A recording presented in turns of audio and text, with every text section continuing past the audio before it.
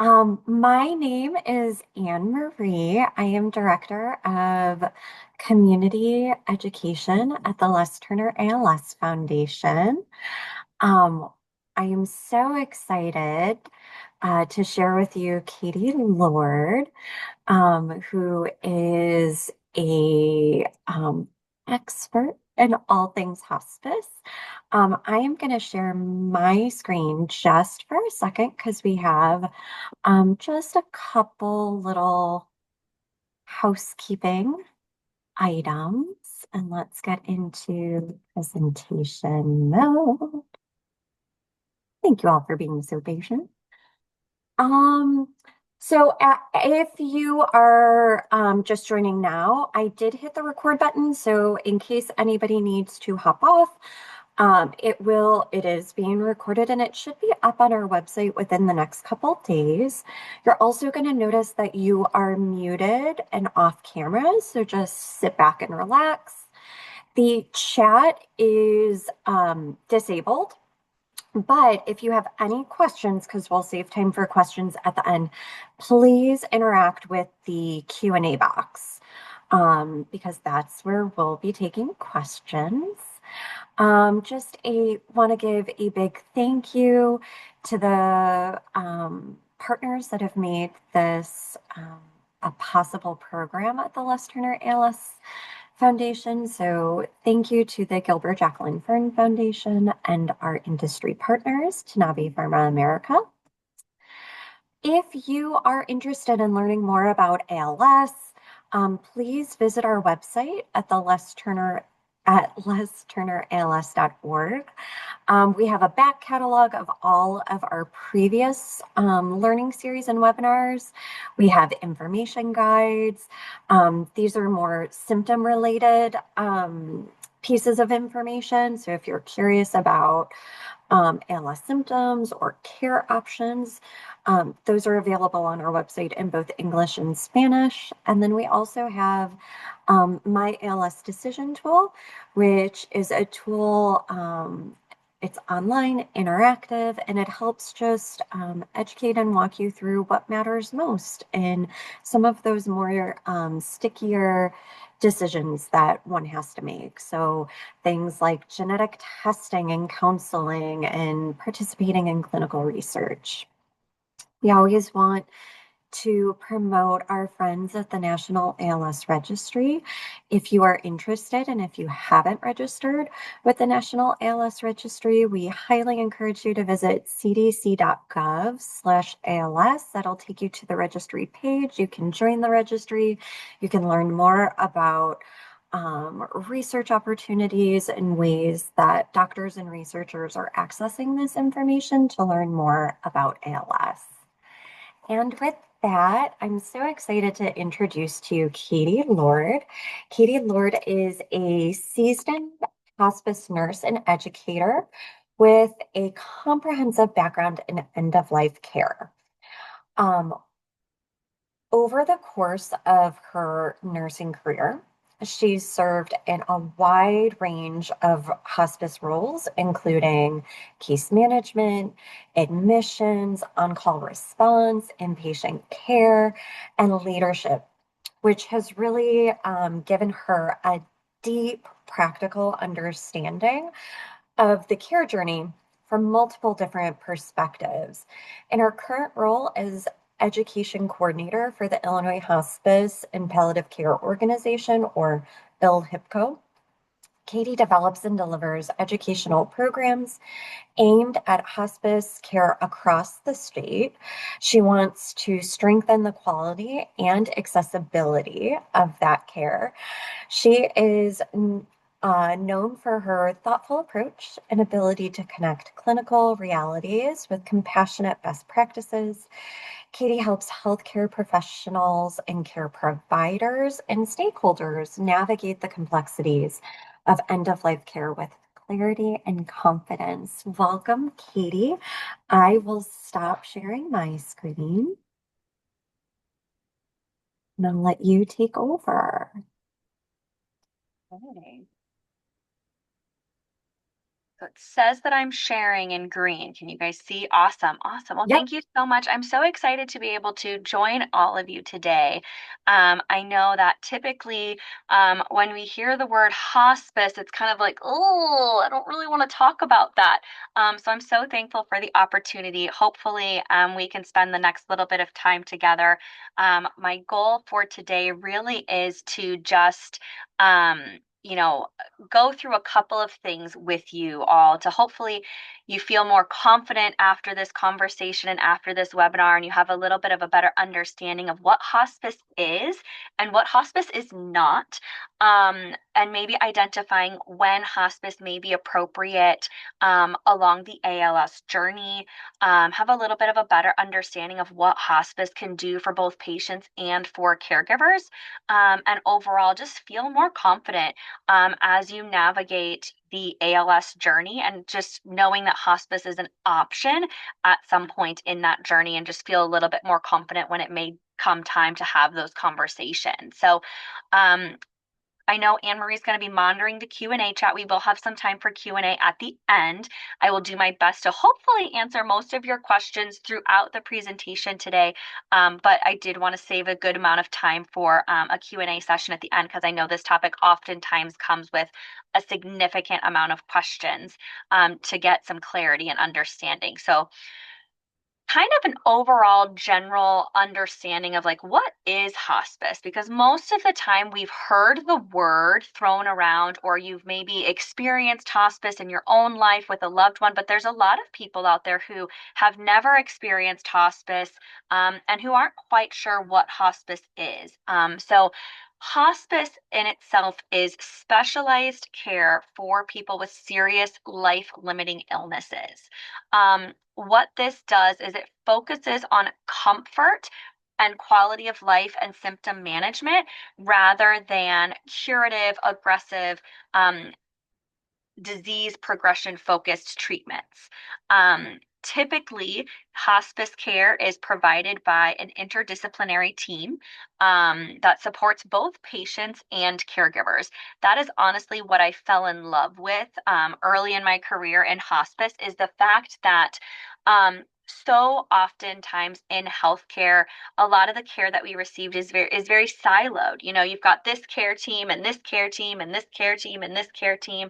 The thing that's so great about hospice care is it's holistic care for both the patient and for their caregivers, whoever they call caregivers, whether that be, their next of kin, their family members, whoever their primary caregiver in their life is, the hospice team works to support both them and the caregivers, which I think is so special, because oftentimes there's a clinical aspect to serious illness, but then there's also a significant psychosocial aspect and an emotional aspect, spiritual aspect, um, that sometimes gets missed when we are only in acute care settings.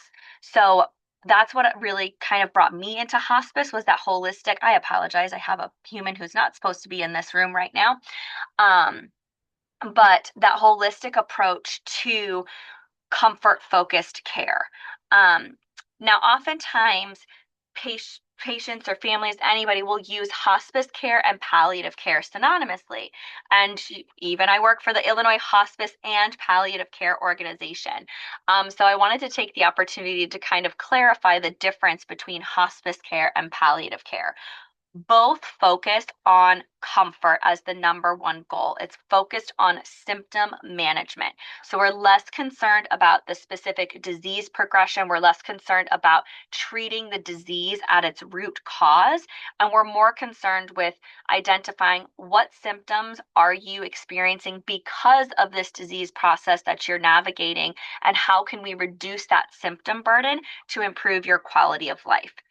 So palliative care can be utilized at any time along your healthcare journey, whether you are newly diagnosed, whether you are diagnosed and you're still looking towards aggressive treatments and still obtaining a lot of different therapies, but you want to have that comfort focused person in your corner, palliative care is a great option. Palliative care oftentimes is done concurrently with whatever treatments you're undergoing, and typically is done with an interdisciplinary team, either a physician or a nurse practitioner, and then a social worker as well to help guide and support not only that symptom management, but then also proactively having conversations about what your goals of care are. What does quality of life mean to you? What are the most important mile markers in your journey to you? Whereas hospice comes into play and kind of expands on palliative care, where it's still focused on symptom management and comfort, but it's when we have come to a stage in the disease progression where a physician agrees that a patient has 6 months or less to live typically. Now, there are absolutely times where hospice patients live longer than 6 months. We just had an example with President Jimmy Carter living almost a whole year on hospice services, and that's not uncommon. But the eligibility when we start to make that transition from palliative to hospice care is when we start to say we're right about this 6 month mark based on where this disease progression is going. We would anticipate that there's about a 6 month prognosis. That's when we really want to start and shift our main focus away from curative treatment and just simply focus on that comfort symptom management focused treatment. So when hospice is elected and being provided, the great thing is that hospice really can be provided anywhere that you are as the patient. So oftentimes that is within the patient's home residence itself. That can be in an assisted living or nursing facility if that is where the patient calls home. We also do have hospice inpatient units. The thing with inpatient units that does differ from state to state, here in Illinois, where I'm based, inpatient hospice units are for short-term care only. So oftentimes you'll hear terms like inpatient hospice or hospice houses, because some states do have hospice houses where you're able to go and receive residential-based care for hospice. Here in Illinois, our inpatient hospice units are essentially kind of like hospice ICUs. They are intended for short-term care to get symptoms under control when they're not able to be managed at one of those other locations, either a private home residence or successfully managed at a nursing facility. Um, Ultimately, hospice is going to bring care to wherever the patient is. Which I think is such a powerful tool because oftentimes we have to go to where the healthcare is, right? We have to go to our hospital, we have to go to our doctor's office, we have to go to all of these places, which especially with a progressive disease process can be extremely challenging, right? To get out of the house to make this extra trip or go to the hospital for X number of days. So hospice brings all of that care to you in your home setting. And like I mentioned before, hospice is made up of a team. So, what does that team look like? Hospice is required by federal guidelines to include a hospice physician, a hospice registered nurse, so an RN, a social worker, and a chaplain. So, those are like the baseline federal regulations that every single hospice team needs to provide to their patients.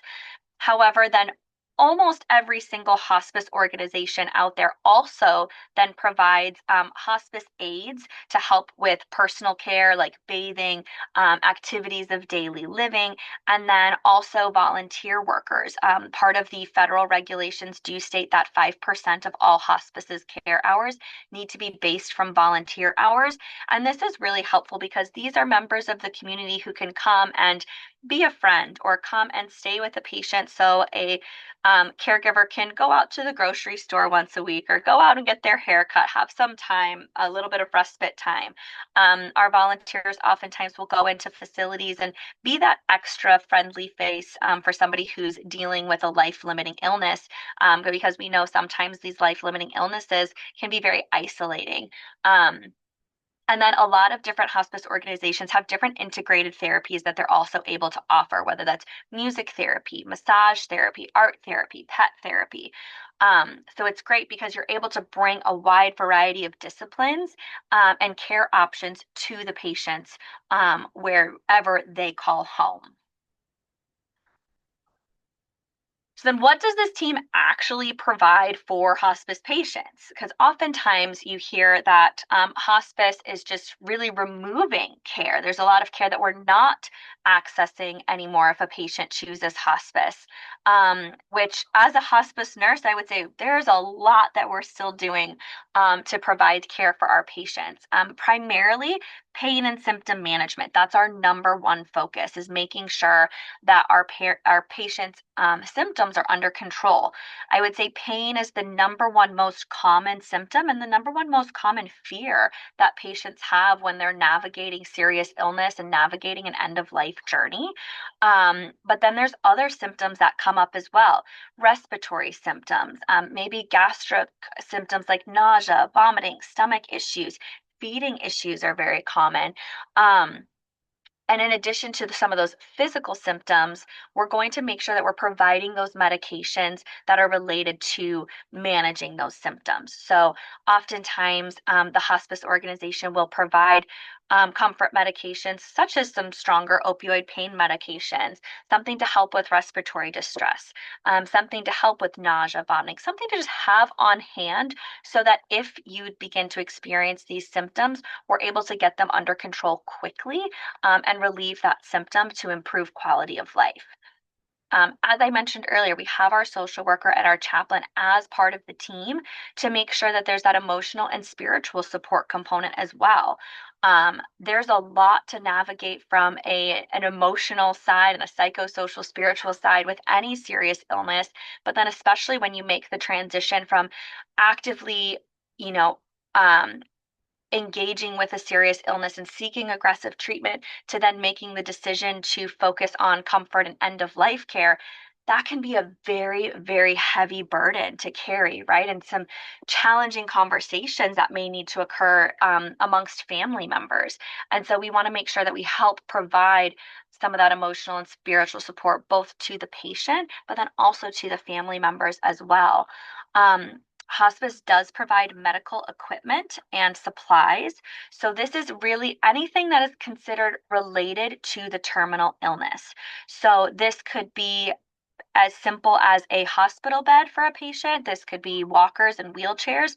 This could also be respiratory equipment like non invasive ventilators, cough assist machines. It could be suction machines. So, anything that is considered related to successfully managing the symptom burden of a patient with a terminal illness would be considered as part of the hospice plan of care. Supplies as well. So this could be wound care supplies, incontinence supplies, personal care supplies, like as basic as lotion and shampoo and razors, things like that to help with the personal care that's included in what hospice provides to the patients. And that is fully covered by either the Medicare benefit or through the private hospice insurance benefit that your insurance company may have. Thankfully, we live in a day and age where almost every single private insurance company has a hospice coverage plan in place, and they pretty much follow Medicare's guidelines, which is really nice because it hasn't always been that way.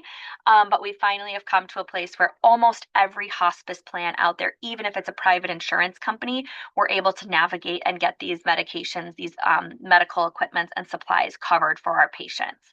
And then hospice provides 24/7 on call support.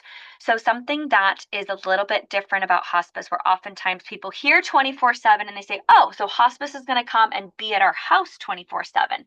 And that's unfortunately not the case. Maybe someday, but we do provide 24/7 on call support. So, essentially, what you could expect from a kind of typical hospice schedule, if you will, is you would see your nurse case manager at least once a week, sometimes more, oftentimes more, depending on what's appropriate for you and what your needs are.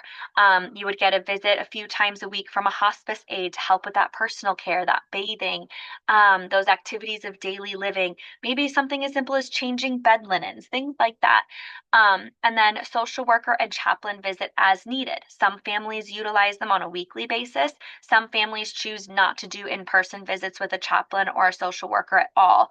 Um, but typically, you'll get that nursing visit, say it's twice a week, anywhere from 60 to 90 minutes to do a head to toe assessment, address your concerns, go through your medications, see how your symptoms are being managed. And then during those visits, we do a lot of teaching and training and empowerment for our patients and their caregivers to help them manage these symptoms and navigate things in the home setting. But even when we're not at the bedside, hospice organizations have that 24-hour on-call support so that if you're not able to manage something on your own at any time during the day or night, you can call the hospice organization, speak to a nurse, and if you're able to handle that situation over the phone, great, no problem. But if not, they can dispatch a nurse to come out and visit you in person to help get you the support that you need, even if it's the middle of the night. And then the other thing that I had mentioned, it's that support for caregivers. I think serious illness is not just impacting the patient who's navigating that illness and that disease progression, but also for their loved ones, their family, their caregivers, right? And so the hospice team is able to provide training and education and hands-on guidance for those individuals, which can be so helpful because especially in the ALS journey, there's a lot of complex medical interventions that are typically being utilized as ALS progresses, right? You've got respiratory interventions, you probably have feeding interventions, there's lots of therapies, there's lots of medical equipment that gets involved. And that can feel very overwhelming, especially, I mean, honestly, even if you're a caregiver who has a medical background, it can be very overwhelming. So having that education and hands-on guidance on, okay, this is how we're going to navigate these symptoms. This is how we're going to utilize this equipment and when we're going to utilize this equipment and why. This is when you need to call for help, can really help ease that burden on the caregivers. And that's that psychosocial and spiritual support as well. Maybe they need to talk to the social worker. Maybe they need that access to additional resources and caregiving resources that a social worker can provide. Maybe they need that spiritual support. Or maybe they're not very spiritual, but even just speaking with somebody who has a specialty in anticipatory grief and bereavement care can be so empowering to a caregiver while they're navigating an end of life journey and that time frame. Hospice also does cover respite care, which can be really relieving for a lot of caregivers. This allows the patient to go to an inpatient setting, typically a nursing home, for 5 midnights. So, say maybe there's a large trip that requires you to go out of town. And you're like, I'm not sure how we're going to do this because I have to go out of town, but I'm also responsible for providing this 24/7 medical care at home. What are we going to do? Hospice does cover a total of 5 midnights for that 24/7 nursing support at a nursing home or a hospice inpatient unit that isn't symptom driven. It's just based on, hey, the caregiver needs this respite to be scheduled, and we can go ahead and help coordinate that, which can really be a huge benefit to families, especially during certain seasons of the year. And then what's really awesome about hospice services as well is we're providing bereavement support prior to death and kind of navigating this end of life journey with patients and caregivers. But then after a patient passes away, there's also 13 months of bereavement support provided at no charge to that caregiver, which sometimes, grief looks different for everybody and navigating loss looks different for everybody. So there's some patients or some caregivers who may not tap into that resource at all.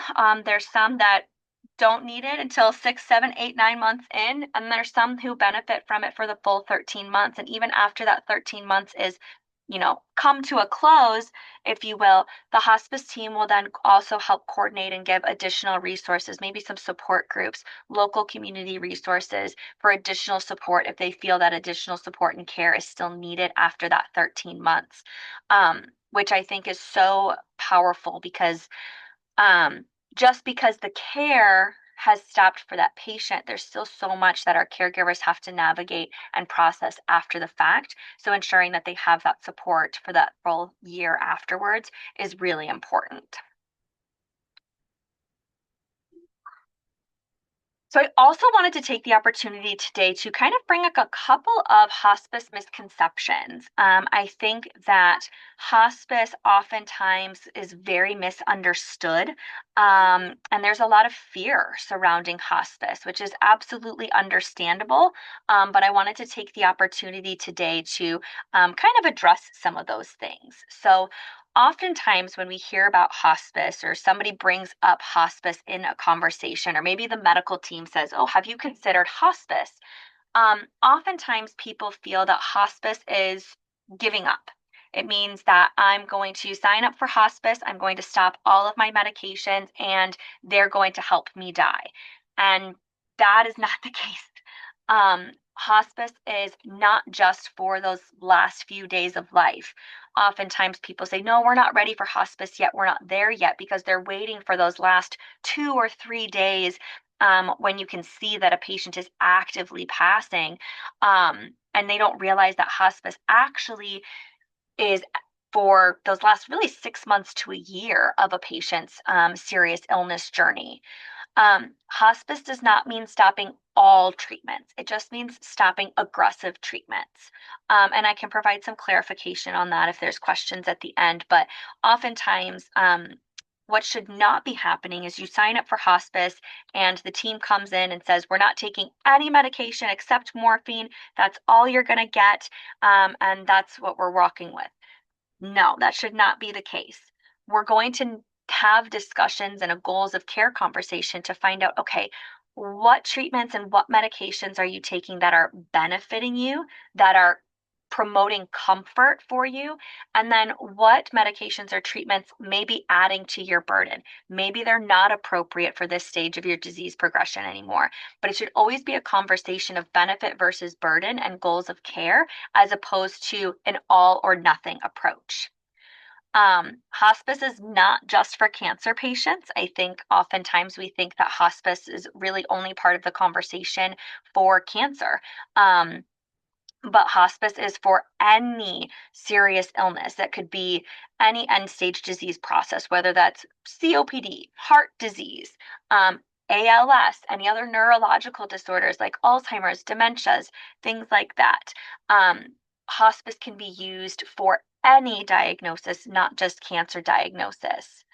Hospice is not the same thing as medical aid in dying. For those of you who are joining us from Illinois, you might have heard in the news that Illinois just passed a medical aid in dying law. Um, and hospice is not the same thing. Hospice is never going to do anything to shorten or hasten somebody's end of life journey. The whole point is to promote quality of life and symptom management for however long a patient's end of life journey is. So the hospice team will never do anything to intentionally hasten or shorten somebody's lifespan. Um, Hospice will work alongside current care teams. So for the ALS community, if you are, working with, an attending physician and you are tapped into the Les Turner ALS Foundation and there's a whole care team of people that you're working with, hospice is going to work alongside that care team. Oftentimes, hospice has to kind of take a primary role, especially if you're a Medicare beneficiary. However, they want to maintain those relationships and that communication with your current team. And there's ways for us to do that. So it's not just saying hospice is coming in and everybody else can't participate anymore.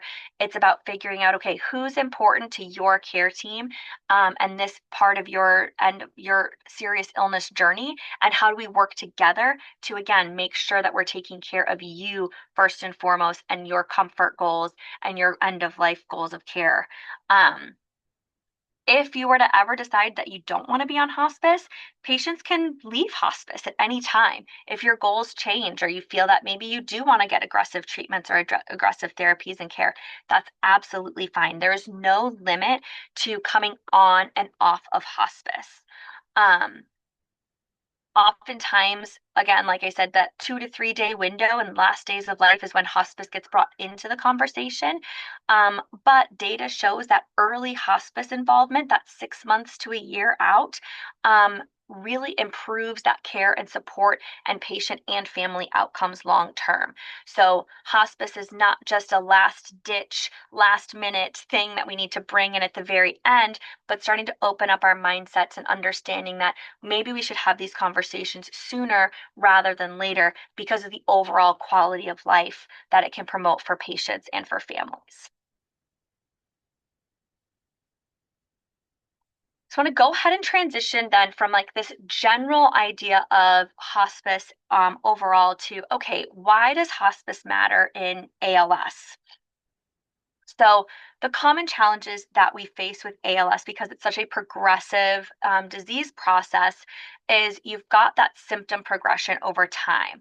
And it looks a little bit different for everybody, right? Sometimes those are really rapid progressions, sometimes they're slower progressions over time. But the one thing that we do know about ALS is that there's a fairly linear progression once you hit a certain point in your disease trajectory where we're going to start to see some pretty common and significant symptoms like respiratory dysfunction, pain, anxiety, and or depression. Fatigue, swallowing difficulties, which leads to feeding challenges, right? Communication challenges. So we start to see some of these symptom challenges develop, which then not only puts a strain on the patient who's experiencing those symptoms, but then also for caregivers as well who are witnessing this decline over time. There's an emotional strain. There's caregiving challenges with the balance of, managing a home, managing a career, trying to balance being a full-time whatever you may be outside of a full-time caregiver while also providing significant medical care at home. And then understanding that the complexity of managing some of these symptoms, um, you've oftentimes got a specialized chair, you've got non-invasive vents, you've got cough assists, you've got feeding tubes, you've got suction machines, all of these tools that can be very challenging to navigate. So bringing on an additional care support team can really help alleviate some of the burden of dealing with some of those challenges. So the way that the hospice team does help support our patients with ALS is that expert symptom management, right? We're trained as hospice nurses, but then the entire interdisciplinary team on symptom management. So we know how to manage pain, how to be proactive with respiratory distress, how to navigate some of these symptom challenges that you may be facing. That coordination of complex care needs. Again, it's that teaching and training and that additional resource and support for both the patient and the family to manage some of those complexities of care.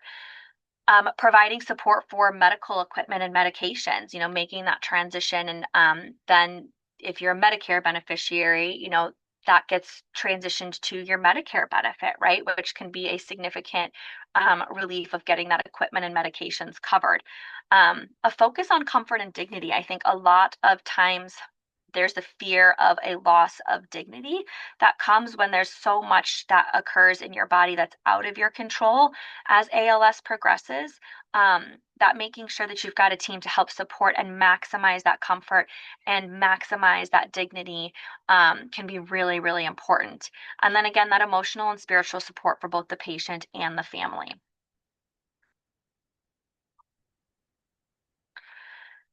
So, when do we want to consider hospice in ALS? It's really important to I personally don't believe that you can have the conversation too soon. I am a firm believer in um, knowing what your options are before you're at a point that you need them, right? We all have been in those situations in life where you're making a last minute, very emotionally driven decision. And I always encourage people to have conversations about what you want for end of life, when we should start considering hospice, what's important to you, before you even need to, right? Because that way you can have a very clear conversation that's not clouded by emotions or symptom burden, right? But some of the things that are little red flags when I start to hear different conversations within our ALS population is obviously that progressive symptom burden. That's the number one driver when we start to see this rapid progression of symptoms, especially pain and respiratory symptoms. It's time to just have a conversation and see if hospice is the right move at this time. If you're seeing an increase in ER visits or hospitalizations, whether that's due to recurrent pneumonias or infections like that, maybe there's the development of wounds due to immobility that are requiring more and more outpatient visits. Um, that's kind of a red flag to say maybe we need to have a conversation about bringing more care to home. Um, Declining strength or function is huge. Typically, when somebody has hit that status where really they're primarily bedbound, that's time to say, okay, let's have this conversation. Or if there's that caregiver exhaustion or stress because there's been this rapid progression and we're not sure how to handle the situation anymore, have a conversation. See if it's the appropriate time to bring hospice in as that added layer of support. When you are going to start a hospice conversation, whether that's just internally amongst yourselves as a family conversation, or whether that's having conversations with your care team, right? The main goal of that conversation needs to be on values, quality of life, and goals about symptom management and what comfort means to the patient. Um, the biggest thing that I think is important in the conversation about hospice is the emphasis on added support versus loss of care. Because are there treatments and things that are not covered by hospice? Absolutely. But is there so much care that's added on the level of support for the patient and the caregiver at home? Yes. So it's this balancing act of okay, what's most important? Um, and that emphasis should be on the added support that the hospice team can bring to the patient and the caregiver. Ask a lot of questions. Don't be afraid to come in with 100 questions written down. It's important for you to be fully educated and aware on what your options are. Um, we're not going to ever force you to make a decision right then and there. I always encourage patients and families to take time to make a decision, right? To go home, to think about it, to have that discussion and make sure that this is the right move for you. But again, having this conversation early can be really beneficial because that way you're not having that emotional impairment, right? Um, we are never able to fully predict when we're going to be in a situation where maybe there's been a more rapid progression than we thought, or maybe there's been a complication like a pneumonia that's not responding to treatment as well as we would have hoped. And the care team at the hospital brings up, have you considered hospice? That's a really challenging time to have that conversation for the first time. So, making sure that we're having that conversation early so that if you're ever in that situation, you're already aware of what the goals and values and plan that you have as a patient and as that caregiver and that advocate for that patient. You've had that conversation already. Some of the benefits of earlier hospice referrals, right? We're looking at that 6 month timeline as opposed to just the last few days of life. It allows for better symptom control sooner. So often patients will come onto services having dealt with so many symptoms for so long because they just are that's their I've lived with this for so long. I'm just used to it at this point. But we can get better symptom control sooner, which leads to a longer quality of life, right? It's more time to build relationships with the care team, which is so important. You have a care team coming into most oftentimes your home. Um, and so the longer time you have with that team, it really helps build that relationship, build that rapport, build that trust, which just leads to a significantly better experience for the patient and for the family. It's not uncommon to feel like that hospice team becomes kind of a part of your family because they're involved in such a vulnerable, intimate time in your life and in your own home. So the more time you have to build those relationships, the more benefit you receive from that long term by having trusted individuals in your corner. It's that increased caregiver support, right? Even if the patient is receiving a lot of care and benefits from their therapies, from their foundation team, from their team at the ability lab, like there's oftentimes that caregivers kind of on the outskirts. So the sooner we bring hospice in, the sooner they get full access to support. And then there's fewer crisis-driven hospital visits, which can be so overwhelming and exhausting. And so by having access to care at home, you're able to have somebody intervene and prevent hospitalization most of the time, which is just a benefit for everybody, for the patient, for the caregiver, for the hospital system in general. Everybody ends up benefiting when that is the case. So, oh, good. I think I ended at a good time because I wanted to leave time for questions. Oftentimes, I think that's like the most powerful part of having some of these hospice information webinars is really opening it up for Q&A. So I know that Anne Marie had sent a couple of questions that some of you had sent in prior to. So I wanted to go ahead and address those and then open it up to whatever other questions might have come up during the presentation. So one of the big questions that was asked was, when would you qualify for hospice and can you be denied hospice services? So there are pretty clear diagnostic criteria that is set out for hospice eligibility. Um, for ALS specifically, that is really when we see a rapid progression of symptoms and um, increased secondary issues. So maybe you're having increased pain and you've had more frequent pneumonia. Maybe you're having increased swallowing difficulties and you're struggling with mobility issues, which has led to skin breakdown. It's very hard in ALS to put a 6 months or less marker on this disease progression, right? That's typically the gold standard, if you will, of hospice eligibility is when a physician says, hey, we've come to the point in the disease where I would say you probably have 6 months or less to live. That's when that opens the door for hospice eligibility. But we know that ALS can be very challenging to put a specific timeline on. So there are some specific criteria that we look for, but the number one thing is that progressive, rapid change in symptoms where you're like, wow, okay, few weeks ago, this wasn't so bad, but now we're having respiratory issues, we're having pain issues, we're starting to see these things snowball. That's when you need to go ahead and call hospice. Um, there are times where sometimes you'll have a hospice conversation, you'll be evaluated for hospice, and the team will say, you know what?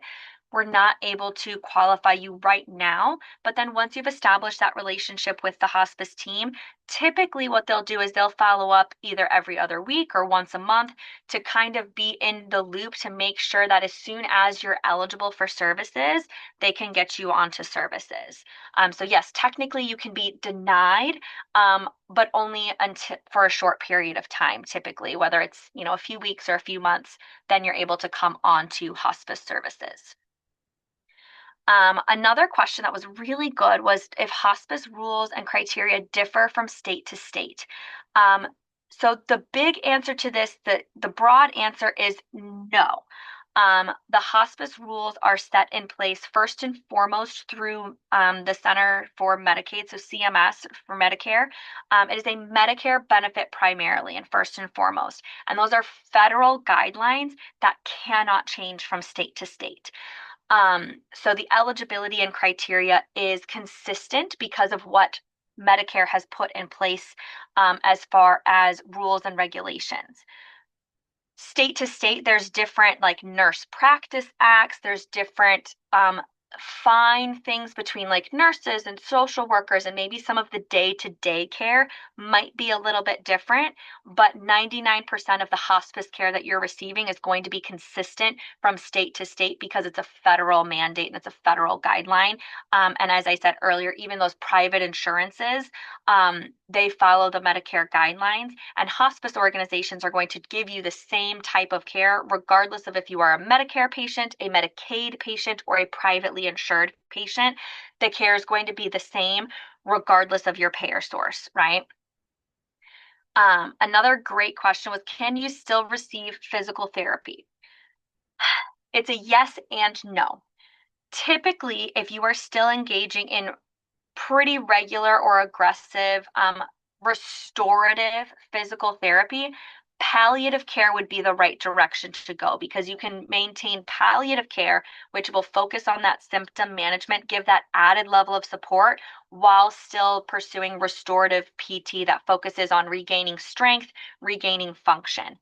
Um, Physical therapy is really only allowed on hospice for short-term usage, like 4, 5, 6 visits typically, and it's focused less on restoration and more on safety. So think of a couple of visits with a physical therapist to work on a transfer from a bed to a chair, as opposed to overall increased strength. So if you're still in the point of your disease progression where you're still, seeing a PT once, twice, 3 times a week, asking about palliative care would be the appropriate move because that way it's kind of this transition to where you can get both things at once and not lose that physical therapy that you're seeking to have by coming onto hospice services.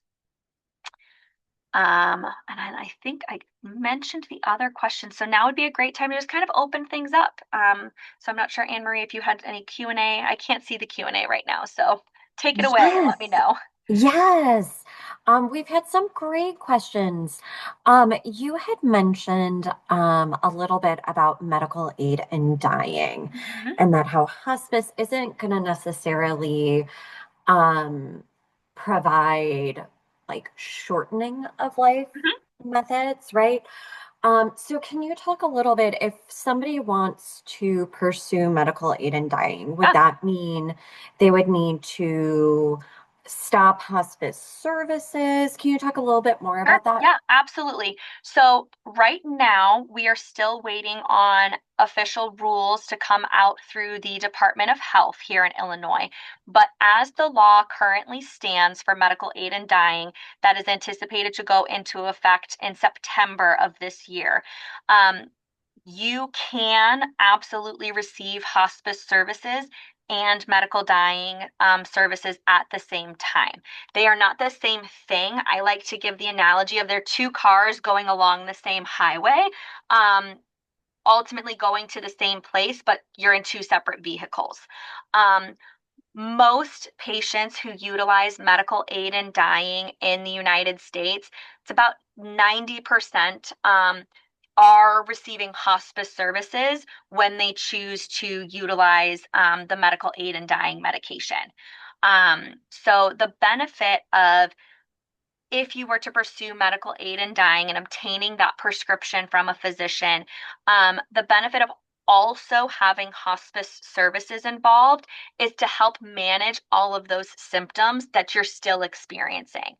Um, Oftentimes, patients who are pursuing medical aid in dying, many don't take the prescription that they've picked up, or if they do, it's typically 30 to 90 days after they obtain that prescription that they actually decide to utilize that prescription. So there's still 30, 60, 90 days, even if you were to utilize that prescription, of symptom burden, right? And so the hospice team can absolutely still provide that comfort focused care, that support to the patient, the equipment, other medications and support to caregivers should that patient want to pursue that. I will say that hospice does not provide that medication. The laws do not allow for any sort of federal funding or insurance payment for that, so that is an out of pocket cost. But hospice organizations here in Illinois are currently in the process of determining their policies and their procedures on how involved the hospice team is in medical aid and dying, but you can absolutely have both things. Thank you. That really, really helps kind of Absolutely. And clarify there'll be that. more to come. That is not a Right. final end. There's more to come. We're waiting on so much more information on medical aid and dying. So please do not hesitate to reach out because Um, ILHPCO is extremely involved in this and watching this very closely. Yeah. And then one last question related to that. And I don't know if you would know this offhand, but I believe you can find more information about the requirements through, is it deathwithdignity.org? Somebody had a question about specifically in Illinois, Yeah. residency Yes. requirements.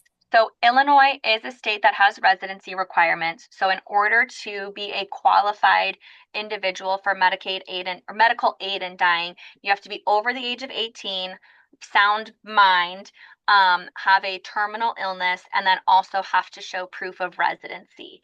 So that could be a utility bill, it could be a driver's license, it could be a state ID, but you would need to provide some sort of proof of residency in the state to obtain that prescription. Yep. Yeah. Another question. So, the respite that's available, is that available when you do home hospice? Um, Yes. So okay. respite is part of the general hospice benefit. So the hospice benefit outlines four types of care. Routine care is what a majority of patients are receiving, and that's the basic average care where a nurse is coming to either the home or to your nursing facility where you reside. There's also continuous care, which is where we bring that 24/7 bedside support to that home or that nursing home. That's only short term to manage symptoms that are out of control. So, say you're having out of control pain and we need to get that under control. It takes us 2, 3 days. We've got staff at the bedside. Once that symptom's under control, we go back to that routine level of care. It's the same with inpatient hospice. Inpatient hospice isn't, well, I'd rather be at a facility than I'd be at home. It's driven by symptom burden. So if the symptom isn't able to be managed in the home setting, then we say, okay, we can transfer a patient to an inpatient facility where they're receiving hospice care 24/7, kind of like an ICU for hospice, if you would. But again, it's short term, typically only a few days. Whereas respite is also considered a level of care. So you can utilize that respite benefit at any time in your hospice stay. And that would be that 5 midnight benefit. Different organizations have different timelines on kind of how often you can utilize that benefit. But most of the time, um, there's not a technical Medicare limit to it. So it's really just a conversation with your organization on how they handle that and the different contracts that they have with local nursing homes. But that is available to you at any time during your hospice stay. Great. That was going to be my next question. Um, what about folks that may have two residencies? Like, can hospice transfer from one state to another? Yeah. So if you are somebody who, we've got a lot of borders here in Yeah. Illinois, right? So you go up to Wisconsin every now and then, you go over to Iowa, over to Missouri, Indiana, wherever. Yes. So if you are one of those people who has, multiple residencies, what I would recommend is when you're interviewing hospices, finding out if they have other locations. There's oftentimes there's very many national hospice organizations where they'll have different facilities and offices in multiple states, which makes it a really seamless transition. Um, if the hospice organization that you choose to go with does not have another office and say you want to go up to your lake home for a few weeks in Wisconsin, what that hospice could then do is contract care with another local hospice by your lake home to make sure that you're able to receive any sort of on-call emergency services that you would need while you're out of town doing that. So we do have the ability to kind of bob and weave a little bit with wherever you are. But if you're somebody who travels frequently or does kind of go back and forth between two residences, choosing an organization that has offices in both of those states is going to be really key. That makes total sense. Um, what about, can you talk a little bit more? There was a question about non-invasive ventilation, Yeah. and if somebody requires that kind of 24/7, Yep. can hospice continue to support that person? Yeah, absolutely. So with some of these more I guess in hospice we call them aggressive therapies, which is not necessarily the best term for something like a non-invasive vent or a cough assist machine, but they're kind of labeled in this aggressive therapy category. Hospice can continue to provide these aggressive therapies when they are benefiting and promoting the patient's comfort. So, for example, a cough assist is going to help alleviate some of that respiratory burden. So, as long as we're still showing that one, it's being utilized, and two, it's showing benefit, then yes, we would be able to cover that. Non invasive vents, yes, we can cover non-invasive vents. We cover non-invasive vents typically for even non-ALS patients. Mhm. So as long as we're showing that there is a need for it and it's related to the terminal illness and the palliation and comfort of those symptoms, yes, hospice can cover it. Great. Um, okay, going through some other questions. Okay, similarly, kind of talking about that equipment piece. Yeah. Um, If I have a, say, power wheelchair and I Mhm. already have it in place, and that's something maybe we should mention too, certain durable medical equipment like speech generating devices or power wheelchairs, you'll want to acquire those Prior before to, yes. you go Yep. into hospice.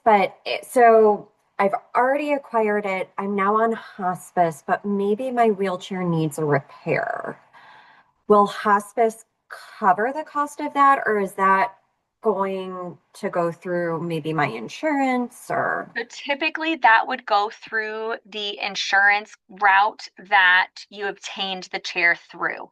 Um, there's no black and white answer to that question because it's really dependent on the organization, Yeah, their ability to do it. But the simple answer is probably outside of the hospice benefit because the one downturn to it being a Medicare benefit yeah, is they're pretty strict and yeah, limited in the equipment that they'll provide. So those speech generation devices, those specialty chairs are typically considered specialty equipment that are not palliative in nature. So typically that would go through a supplemental insurance. right. Um, or the hospice would work with you to figure out, okay, are there charity options? Are there local resources that we could work with to make this happen outside of what hospice is allowed to bill for, if that makes sense? Yep, that totally does. Um, and then if I'm using my non-invasive ventilation and maybe I'm getting support through the company that provides it, would I have to stop that once I'm on Sure. hospice? So typically not. Typically, most hospice organizations, if you already have this equipment in place prior to, instead of switching to all new equipment with a whole new Yep, team, typically the hospice organization will try to just come up, just contract with that durable medical provider that is already providing your equipment, and then just contract that coverage between the two organizations so that you can keep your equipment in place. You've got, the hotline that you're used to calling when you need support for your machine, things like that. 9 times out of 10, we're just able to contract with that local provider so that things stay the same and then the billing just changes on the back end and you don't yep. have to worry about it. Fantastic. A couple more questions. Yeah. One is about clinical trials related to ALS. So if somebody enters hospice, I know we talked about kind of those certain ALS medications that may need Yeah. to be slowly tapered down or stopped.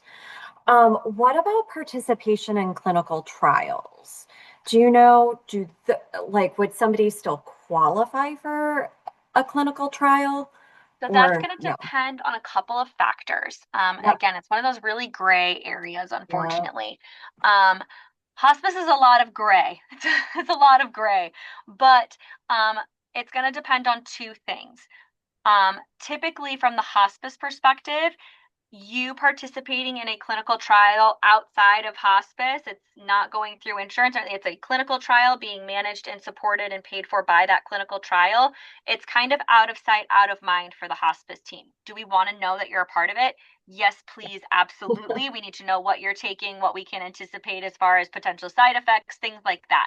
However, it's not interfering with your hospice care because it's not being billed through your insurance, right? So, again, it's kind of you can be navigating two roads at the same time. As far as eligibility, I always recommend that you talk to the person in charge of the clinical trial because they may have specific stipulations that you can't be receiving XYZ care while you're on this trial. But if you were to maybe be on hospice services and then you find out a few weeks or months into hospice services that you're eligible for this trial, that and that's something that you want to pursue, you could also make the choice that, you know what, I want to just go ahead and stop all of my hospice treatments and I want to pursue this to the fullest of its capabilities.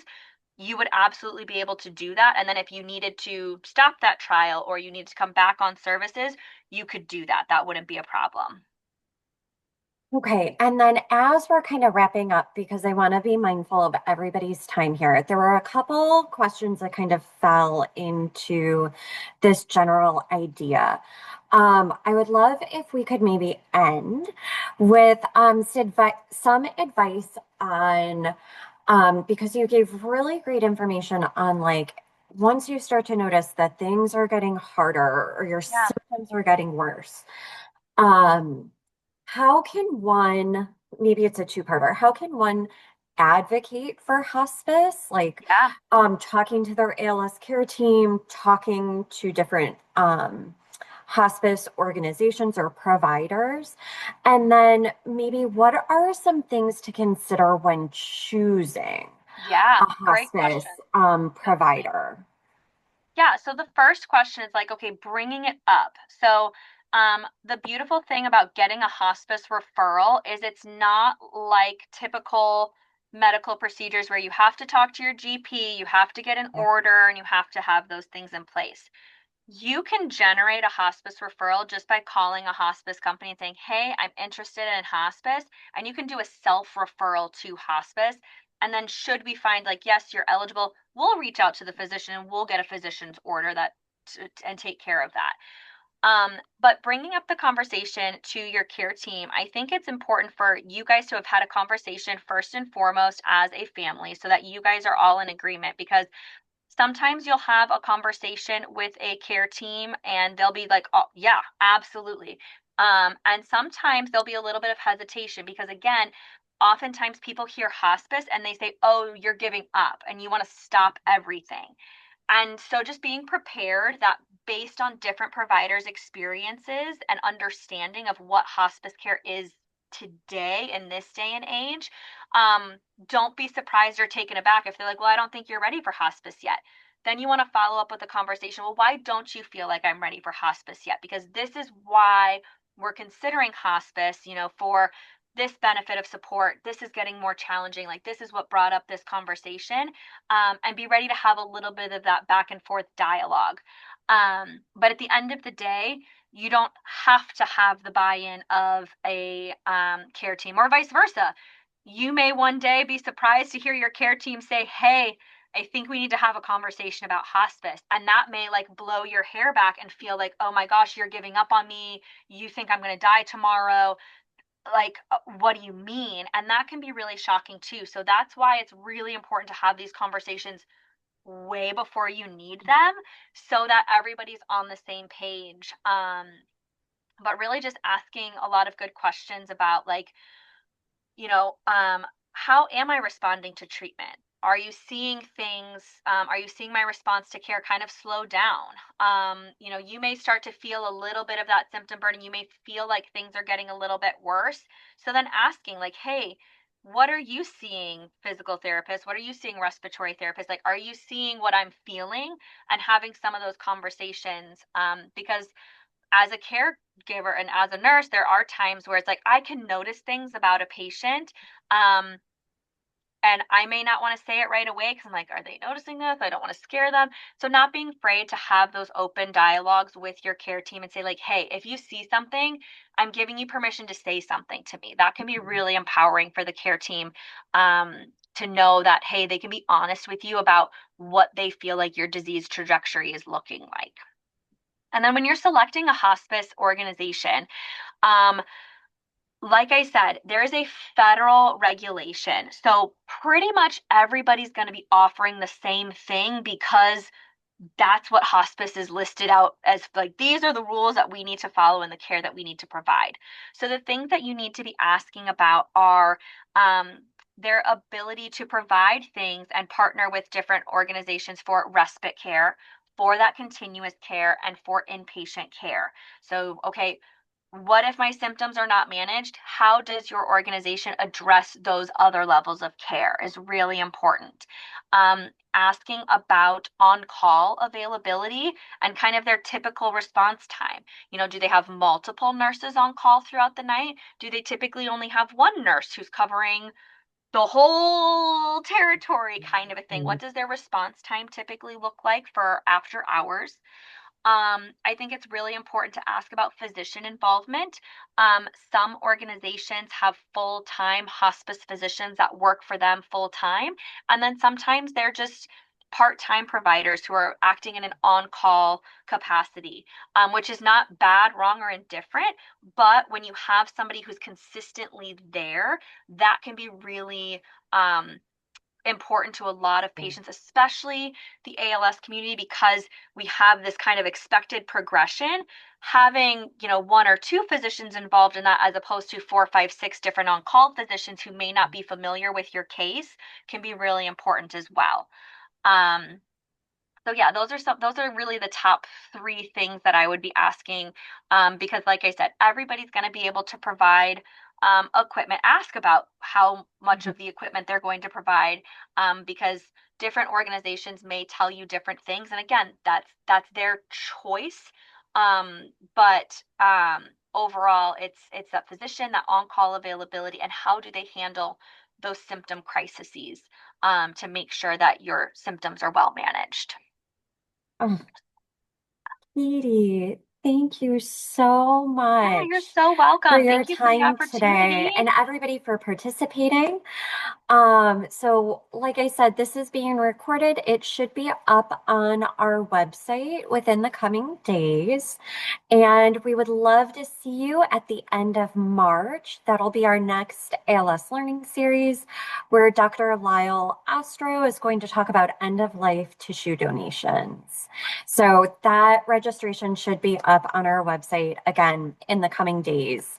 So keep an eye out for that. In the meantime, thank you all and have a great rest of your day. Everybody. And thank you, Katie. Absolutely. Thanks so much.